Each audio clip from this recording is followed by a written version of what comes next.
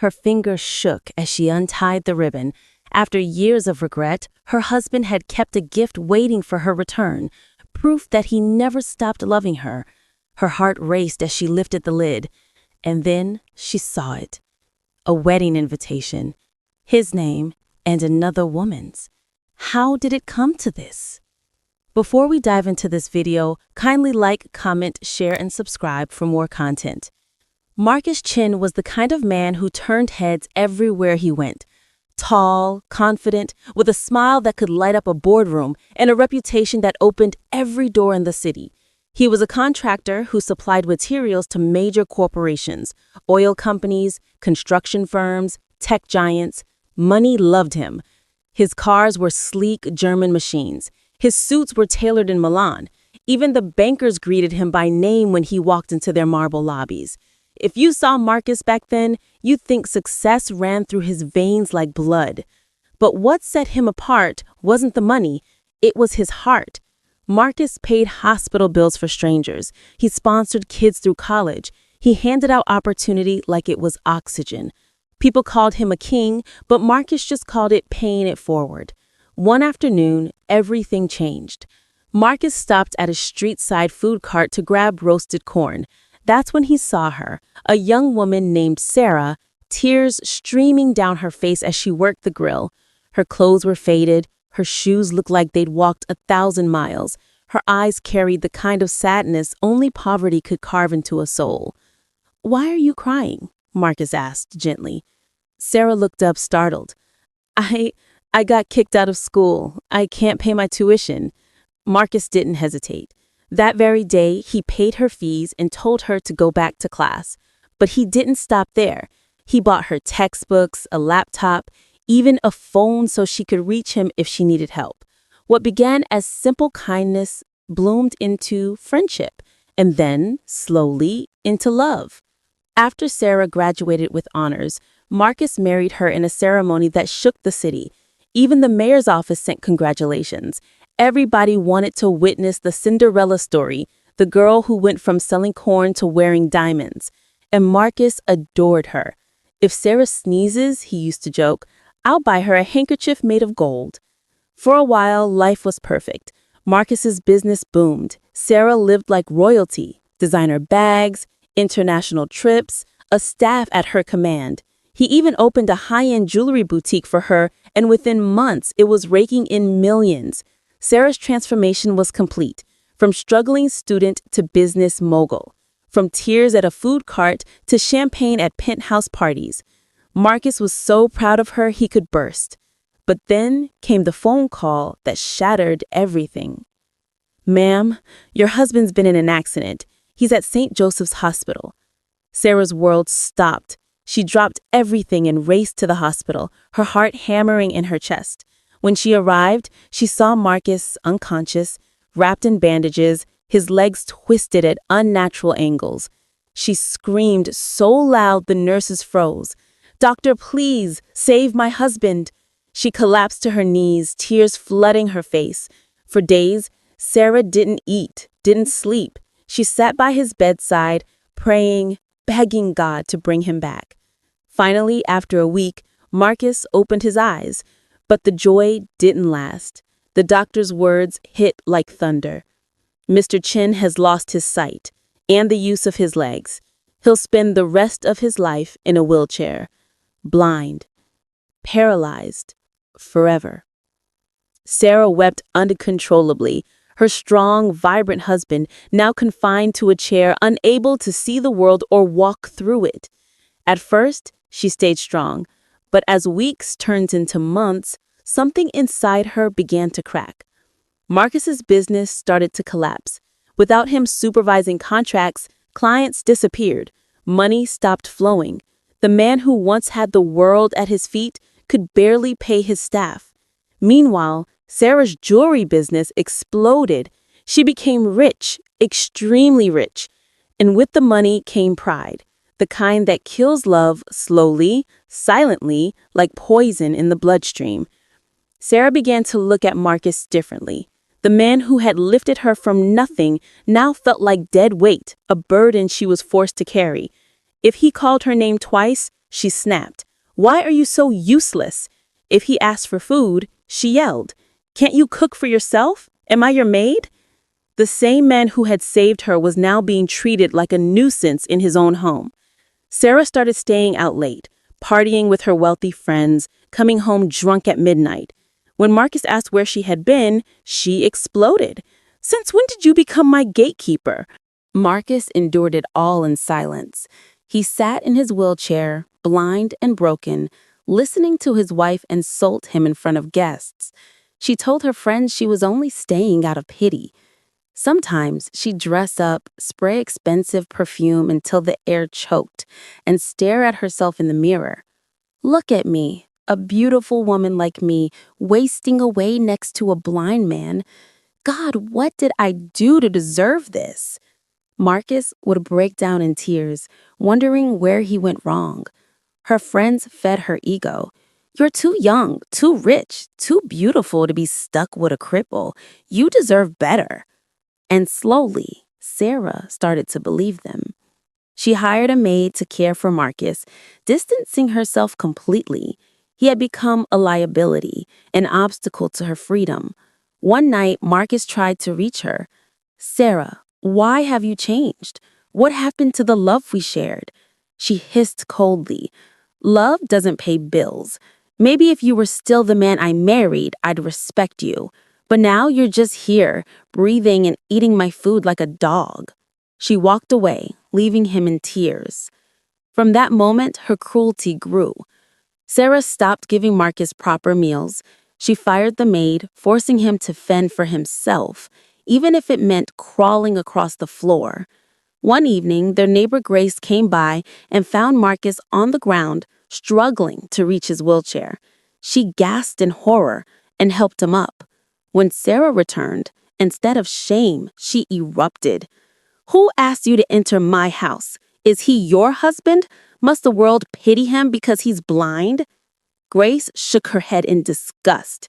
"Sarah, this man gave you everything. He lifted you when you were nothing." Sarah shoved her out the door. "Mind your business." Sarah stopped wearing her wedding ring. She flaunted herself as a single woman, throwing parties at home while Marcus sat silently in his wheelchair, listening to music, laughter, and strangers mocking him openly. She began keeping late nights with the circle of wealthy women. They drank champagne, laughed at men who were no longer useful, and celebrated their freedom. One evening, at a luxury hotel, Sarah met a man named Derek Lawson. He was handsome, confident, dripping in wealth. He bought gold jewelry worth tens of thousands just to impress her. From that day, Derek became more than a customer. He showered Sarah with gifts, perfumes, designer clothes, luxury trips. Blinded by greed and attention, Sarah fell hard. She started spending nights with him, lying to Marcus about business meetings. Marcus, patient as ever, would sit in his wheelchair, worried sick, praying for her safety, not knowing his wife was wrapped in another man's arms. If you enjoyed this video, kindly like, comment, share, and subscribe for more content. One night, Sarah returned home at 2 a.m., reeking of expensive wine and unfamiliar cologne. Marcus, sensing something was wrong, asked softly, "Where have you been?" Sarah rolled her eyes. "Who are you to question me? You incomplete waste of space. Your peers are doing big things, and you're here acting like a spy?" Her words cut deep, but Marcus loved her too much to fight back. "I may not see you," he said quietly, "but I can feel your absence. What have I done to deserve this?" Sarah's blood boiled. "What gives you the right to interrogate me? You want me to thank you forever because you paid my school fees? My world doesn't revolve around you anymore. I'm not that poor girl you picked up from the street. I'm better than you now, so put some respect on my name." She stormed off, leaving Marcus sitting in the dark, tears rolling down his face. That night, he couldn't sleep. His heart bled in ways his body never could. The next morning, Marcus woke to the sound of drawers slamming and suitcases being dragged. "Sarah?" he called out softly. "What are you doing?" No response, just the sound of zippers and footsteps. "Sarah, talk to me. What's happening?"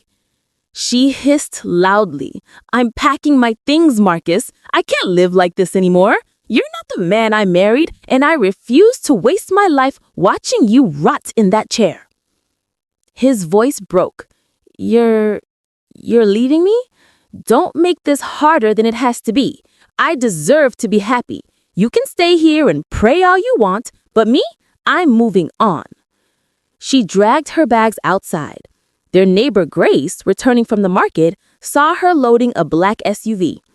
"Sarah, where are you going with all this?" Sarah adjusted her sunglasses. "To a better life. I'm done playing nurse to a blind man." Grace's eyes widened. "Sarah, do you hear yourself?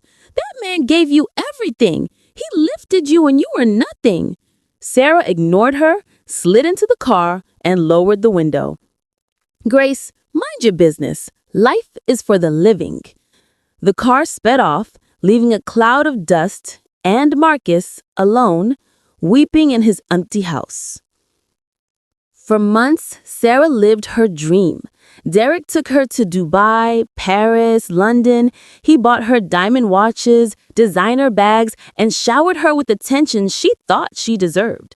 Sarah posted pictures online, laughing loudly at parties, telling anyone who'd listen that she'd finally escaped poverty.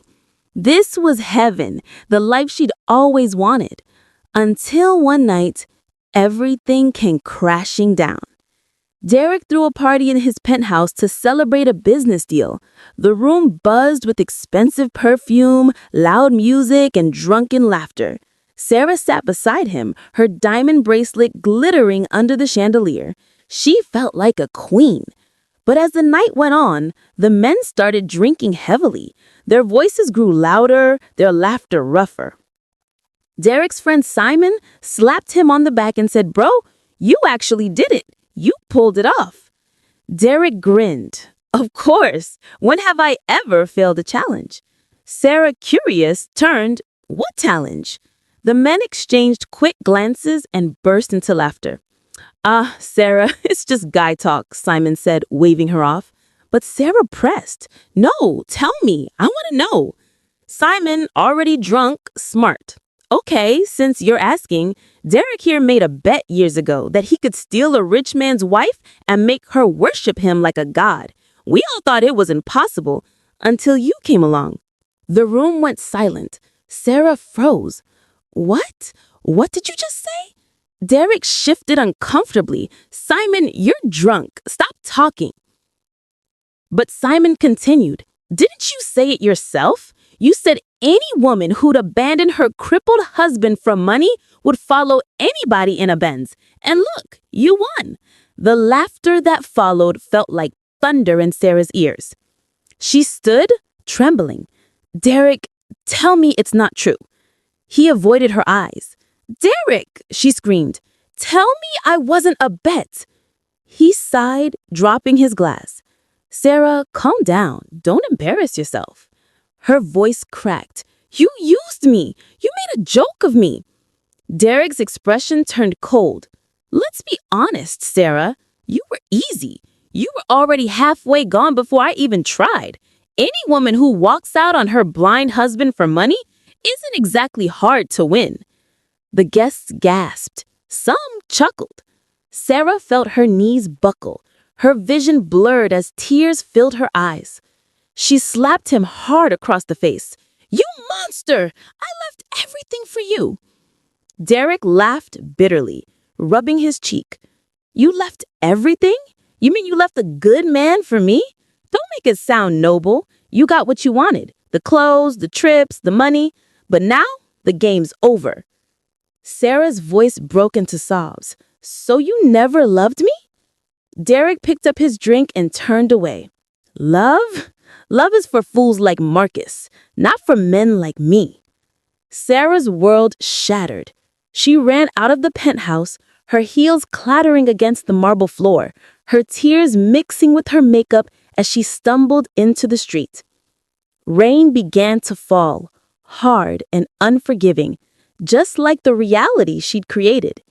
She stood under it, shaking, whispering to herself, "I was just a bet." Days turned into weeks. Derek cut her off completely, blocked her calls, refused to see her. Her so-called friends distanced themselves when they realized she'd been disgraced. The money ran out. The jewelry she'd flaunted was sold piece by piece just to survive. And then, one afternoon, two officers from the fraud investigation unit walked into her boutique and flashed their badges. "Mrs. Sarah Chen, you are under investigation for money laundering and fraudulent financial activity." Sarah's heart stopped. "Excuse me? There must be a mistake." The officer dropped several documents on her glass counter. "Every large payment made by Derek Lawson to your jewelry company came from illegal funds. Your account was used to clean dirty money from drug deals and investment scams. You either knew about it or you benefited from it." Her legs went weak. No, I didn't know anything." But her pleas fell on deaf ears. They handcuffed her right there, in her own shop, the empire she'd built. People gathered outside, whispering, pointing, recording on their phones. "That's the woman who left her blind husband for a con artist." Sarah's tears flowed as she was shoved into the back of a police van. Cameras flashed. Her shame went viral. Inside the cold cell, the walls smelled of sweat and regret. Sarah sat in the corner, holding her knees, remembering every cruel word she'd said to Marcus. For the first time in years, she saw herself clearly. Not a queen, not a boss, just a foolish, ungrateful woman who traded gold for gravel. Days later, she was granted bail after an old customer took pity on her. But her business was gone, her accounts frozen, her cars seized. Derek had vanished. Some said he'd fled the country, others whispered he'd been arrested abroad. Broken and ashamed, Sarah returned to the city. When Sarah arrived at the house she once called home, she paused. The building looked peaceful, the walls freshly painted, the yard clean. Through the window, she saw Grace helping Marcus eat, gently feeding him and laughing at something he said. Sarah's chest tightened. For the first time in years, she felt genuine regret. She knocked slowly, her heart racing. Grace opened the door, shocked. "Sarah?" Sarah's voice trembled. "Please, I need to see my husband." When Marcus heard her voice, he turned his head. "Sarah?" She fell to her knees, tears streaming. "Marcus, I'm sorry. I was blind. I let pride destroy me." Marcus was silent for a long moment. Then he sighed. "Sarah, I forgave you a long time ago, but forgiveness doesn't erase the past. It only frees the heart from hatred." He turned to Grace. "Bring her the package I kept." Sarah's heart leapt. After all these years, he'd kept a gift for her, proof he never stopped loving her. Grace returned with a small gift box. Sarah wiped her tears and forced a smile. Her hands trembled as she untied the ribbon and lifted the lid. She froze. Inside was a wedding invitation. Marcus Chen and Grace Miller. Sarah's breath caught. Her fingers trembled as she stared at the card. She whispered, Why did you do this to me?" Marcus smiled gently. "Sarah, God used grace to restore everything I lost. My sight, my strength, my business, my joy. The surgery was successful. I can see now. And soon I'll walk again. All thanks to Grace, the woman who showed me what true love really means." Sarah broke down, sobbing uncontrollably. "Marcus, please don't do this to me. I have nothing left. Give me another chance." Marcus's voice remained gentle but firm. Sarah, you had everything. Love, loyalty, peace, but you traded it for vanity and pride. You didn't lose me today. You lost me the day you walked out that door. She crawled toward him, clutching his legs. Please, I was foolish. I don't want money or fame. I just want you. Marcus shook his head. It's too late, Sarah.